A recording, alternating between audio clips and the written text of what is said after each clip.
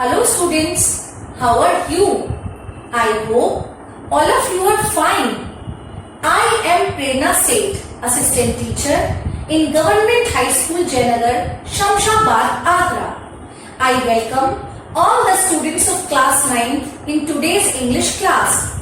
Dear students, today we will read a story, The Last Leaf, written by O. Henry. This is the 7th chapter of your book Moments, and this is the second part of this story. So, let's start reading this story. But before we read further, let's find out what we have learned in the previous class. Sue and Johnsy lived together in a small flat. They were artist friends. Johnsy fell ill. She had pneumonia. Sue was worried about her health. According to doctor, Johnsy's condition was worrisome as she had lost her will to live and no medicine could help her in this negative state of mind. Sue tried her best to draw Johnsy's interest in things around her. Johnsy kept looking out of the window and counted backwards to note the number of leaves left on the ivy creeper. She believed that she would die when the last leaf fell, whereas the leaves were falling in a normal process of nature during autumn. Sue immediately rubbished Johnsy's belief as nonsense. She tried to convince her by telling that old ivy leaves had nothing to do with her illness. The doctor was confident that she would get better. When Sue offered Johnsy soup, she refused to drink it. Sue sought the promise from Johnsy not to look out of the window because she did not want Johnsy to go deeper into the depression on seeing the ivy leaves fall. She could not pull the curtains as she needed light to complete her painting. Then she rushed down to call Berman, a 60-year-old painter. Sue shared her worry with him because Berman was an elderly person and his vast experience of life could be of great help. Dear students, let's read further. Is she stupid? Asked Berman. How can she be so foolish? She is running a high temperature, complained Sue. She refuses to eat or drink and that worries me a lot. I will come with you and see Johnsy, Berman said. They tiptoed into the room. Johnsy was sleeping. Sue drew the curtains together and they went to the next room. She peeped out through the window. There was only one leaf on the creeper. It was raining heavily and an icy cold wind was blowing. It seemed as though the leaf would fall any minute now. Berman did not say a word. He went back to his room. Is she stupid? Stupid means brainless, asked Berman. Here Berman called Johnsy's fancy nonsense. How can she be so foolish? And he asked Sue how Johnsy could think so. She is running a high temperature, complained Sue. She refuses to eat or drink and that worries me a lot. Here Sue showed her concern towards her friend Johnsy and she told Berman that she offered her a bowl of soup to drink but she refused to have it. So that was worrying her a lot. I will come with you and see Johnsy, Berman said. They tiptoed. Tiptoed means walked quietly into the room. Johnsy was sleeping and they found Johnsy sleeping. Sue drew the curtains together and they went to the next room. She peeped out through the window. Peeped out means looked out. She looked out of the window. There was only one leaf on the creeper and she found that there was only one leaf left on the creeper. And this was very bad for Johnsy as she had associated her death with the falling of this last leaf. It was raining heavily and an icy cold wind was blowing. Student, that one last leaf was fluttering in the heavy rain, accompanied by strong winds. It seemed as though the leaf would fall any minute now, and under such circumstances, the leaf was bound to fall any time. Barman did not say a word. He went back to his room. Chauncey woke up next morning. In a feeble voice, she asked Sue to draw the curtains. Sue was nervous. She drew back the curtains very reluctantly. "Oh!" she exclaimed as she looked at the vine creeper. "Look, there is still one leaf on the creeper. It looks quite green and healthy. In spite of the storm and the fierce winds, it didn't fall." Here, Chauncey woke up next morning, and when she woke up, she wanted to see the last leaf on the creeper. In a feeble voice, feeble means weak, in a weak voice, she asked Sue to draw the curtains. She requested her friend Sue to draw the curtains so that she might see that last leaf on the creeper. Sue was nervous. Her friend was nervous, as she was certain that the last leaf had fallen that night. She drew back the curtains very reluctantly. Reluctantly means unwillingly. She was unwilling to draw the curtain. Why she was unwilling to draw the curtain? As she knew that the leaf had fallen that night, and her friend had this misconception that she would die if the last leaf fell.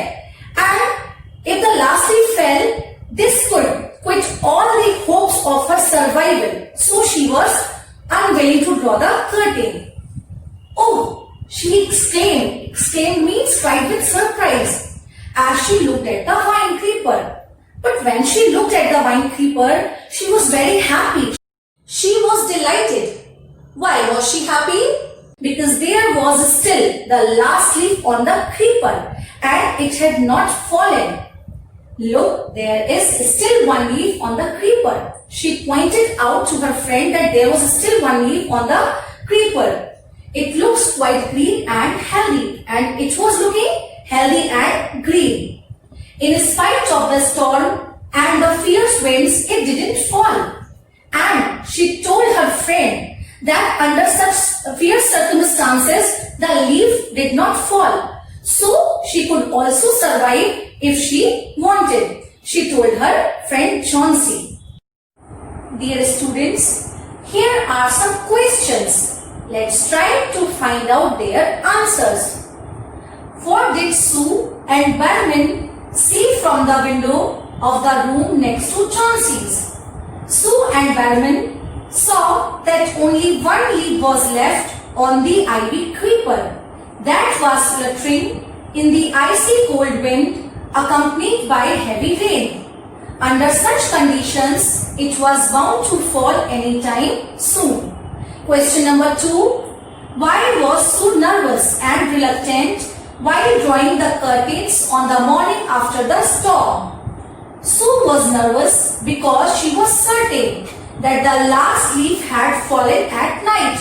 This could make Chauncey quit all the hopes of survival, as she had associated her death with the falling leaves of the ivy creeper. So students, let's move forward.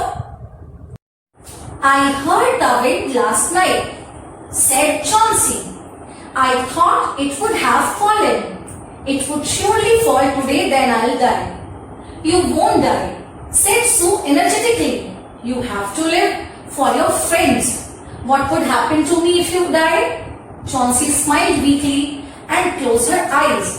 After every hour or so, she would look out of the window and find the leaf still there. It seemed to be clinging to the creeper. In the evening, there was another storm, but the leaf did not fall.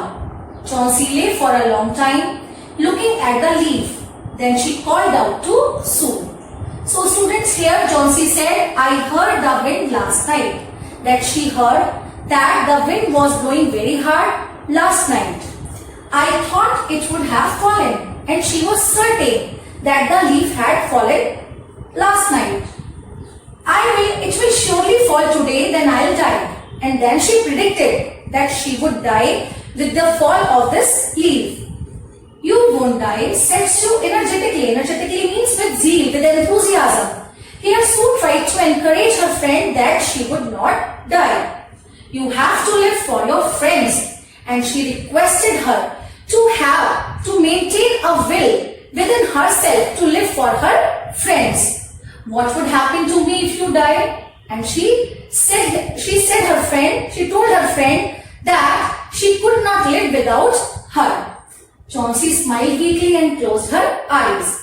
After every hour or so, she would look out of the window and find the leaf still there. It seemed to be clinging. Clinging means sticking to the creeper. Now, Chauncey was anxiously waiting for the last leaf to fall. But it was sticking to the creeper. It was not falling. In the evening, there was another storm, but the leaf did not fall. Now there was another storm, but the leaf remained intact. Chauncey lay for a long time looking at the leaf, and she was continuously looking at the leaf and waiting for the leaf to fall. Then she called out to Sue. I have been a bad girl. You have looked after me so lovingly, and I have not cooperated with you. I have been depressed and gloomy. The last leaf has shown me how wicked I have been. I have realized that it is a sin to want to die. Sue hugged Chauncey. Then she gave her lots of hot soup and a mirror. Chauncey combed her hair and smiled brightly. In the afternoon, the doctor came.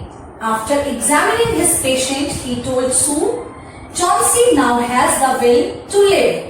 I am confident she'll recover soon. Now I must go downstairs and see Burman. He is also suffering from pneumonia. But I am afraid there is no hope for him. Here she said, I have been a bad girl. After thinking for a while and looking at the last leaf, Chauncey thought, and she told her friend Sue that she had been a bad girl. You have looked after me so lovingly and I have not cooperated with you. She told her that she was taking care of her so lovingly, but she did not cooperate her. I have been depressed and gloomy. Gloomy means upset. The last leaf has shown me how wicked I have been. She said that in spite of her efforts, she had been gloomy, depressed and non-cooperative girl. I have realized that it is a sin to want to die. Now she had understood that it was her mistake that she wanted to die. She did not think of her friends. So, last leaf that was still sticking to the creeper had given her the glimpse that she should live and she should not die under any kind of circumstances. She hugged Chauncey. Hugged means embraced. She embraced her friend Chauncey. Then she gave her lots of hot soup and a mirror. Chauncey combed her hair and smiled brightly. Now she had revived in herself a will to live. So she was having food and she was trying to be happy. In the afternoon, the doctor came. After examining his patient, he told Sue, Chauncey now has the will to live. I am confident she'll recover soon. Now, doctor gave an encouraging report about Chauncey because now he understood that Chauncey had revived in herself a will to live. Now he was sure that she would recover soon. Now I must go downstairs and see Behrman. He is also suffering from pneumonia. Here, doctor told them that he was going to visit Behrman as he was also suffering from pneumonia. But I am afraid there is no hope for him. But doctor was afraid that there was no hope for Behrman as his condition was poor. His condition was worse than that of Johnsy. Now students, here are some questions. Let's try to find out their answers. How did Sue try to encourage Johnsy? Sue tried to encourage Johnsy by telling her that she won't die and she had to live for the sake of her friends. She further pleaded with Johnsy to spare a thought for her as she could not live without Johnsy. When did Johnsy realize her mistake? When Johnsy saw the last leaf intact, she accepted that Sue had looked after her so lovingly and she, in turn, had been bad, wicked, gloomy and non-cooperative girl. She had now realized that it was a sin to want to die. What news about Barman did the doctor convey to Sue? Doctor told Sue that Barman was also suffering from pneumonia. I hope students you have understood till now. The next morning, Sue came and sat on Johnsy's bed. Taking Johnsy's hand in hers, she said, I have something to tell you. Mr. Barman died of pneumonia this morning. He was ill for only 2 days. The first day, the janitor found him on his bed. His clothes and shoes were wet and he was shivering. He had been out in that stormy night. So students, as you can see that Sue came with a very sad news that Mr. Barman, who was suffering from pneumonia, died. The next morning, Sue came and sat on Johnsy's bed. Taking Johnsy's hand in hers, she said, I have something to tell you. Mr. Barman died of pneumonia this morning. He was ill only for 2 days. The first day, the janitor means storekeeper, found him on his bed. On the very first day, janitor found that he was lying on his bed. His clothes and shoes were wet and he was shivering. And he was shivering means trembling. He was trembling with cold as his clothes and shoes were wet. He had been out in that stormy night. His clothes and shoes showed that he had been out in that stormy night for some important reason. Now students, here are some choices. You have to choose suitable alternative to answer these questions. What did Barman die of? A. Fever.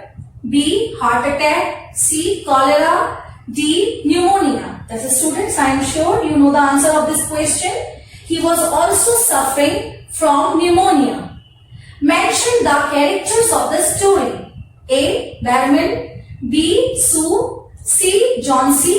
D. All. Yes, students, you have found all these characters in this story.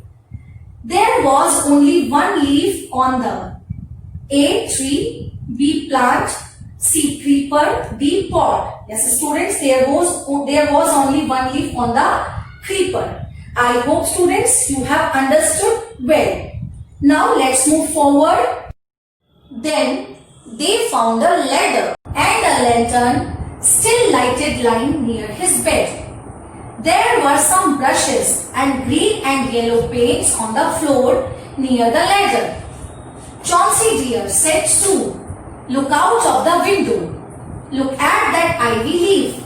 Haven't you wondered why it doesn't flutter when the wind blows? That's Barman's masterpiece. He painted it the night the last leaf fell.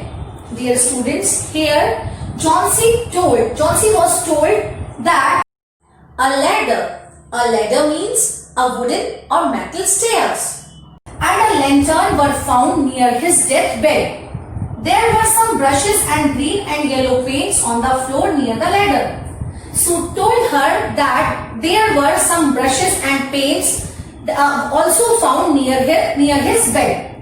Johnsy dear, said Sue, look out of the window. Here Sue pointed at the window and asked her friend to look out of the window. Look at that ivy leaf. And she asked her to look at the ivy leaf. Haven't you wondered? Wondered means thought. Why it doesn't flutter when the wind blows? And she asked her friend to think that leaf did not flutter when the wind blew? How it was possible? Yes, students, it was possible because it was not the real leaf. It was the replica of the leaf that was painted by Mr. Burman before his death. As you know, that Sue told her worries about Chauncey to Mr. Burman, and he did not say anything at that time. But he knew about the misconception that Chauncey had developed, that she would die when the last leaf fell. So he knew, he was very certain that in that stormy weather, the last leaf would fall. So when that last leaf fell, he went there, and in order to save Chauncey's life, he painted a replica of that leaf, and that was his masterpiece. It was his dream to paint a masterpiece. He fulfilled his desire, his dream, but in doing so, he died. And in doing so, he saved Chauncey's life. He painted it the night the last leaf fell. So students, you know that he sacrificed his life in order to save Chauncey's life. Now students, here are some statements. Let's find out whether they are true or false. A bulb was lying near Burman's bed. Is it true or false? No students. There were lantern, ladder, paints and brushes. That's Burman's masterpiece. He painted it the night the last leaf fell. Is it true or false? Yes, it is true. Because the painting of that last leaf painted by Mr. Burman was really a classic, as it looked healthy and green. Sue was a loving and caring friend of Chauncey. Is it true or false? I am sure you will be totally agreed with this fact that she was a loving and caring friend of Chauncey. So this statement is true. The last leaf was written by William Wordsworth. Is it true or false? No students, as it was written by O. Henry. So this statement is false. Now let's move forward students. Let's have a look at the message of the story. Dear students, this story conveys a message. Let's have a look at the message of this story. The chief message that this story gives is the spirit of sacrifice we need to have in our life. As you know, old artist Burman sacrificed his life in order to save the life of Chauncey. In doing so, he fulfilled his ambition, his wish of painting a masterpiece. The other message is that we should have a positive attitude in life. Chauncey was under depression and she felt her life was linked to the leaves on the ivy creeper. As you know students, that she had this misconception that she would die when the last leaf fell. So she was developing this kind of depressing attitude under heavy circumstances of life. So we should not feel depressed. We should have a positive attitude in life. This prevented her from getting better from her illness. She was also causing harm to her friend Sue. Had she adopted a positive attitude, Burman would not have died. Our thinking and attitude affect the lives of other people also. So we should have a positive attitude in life. Next students, let's have a look at the appropriateness of the title, The Last Leaf.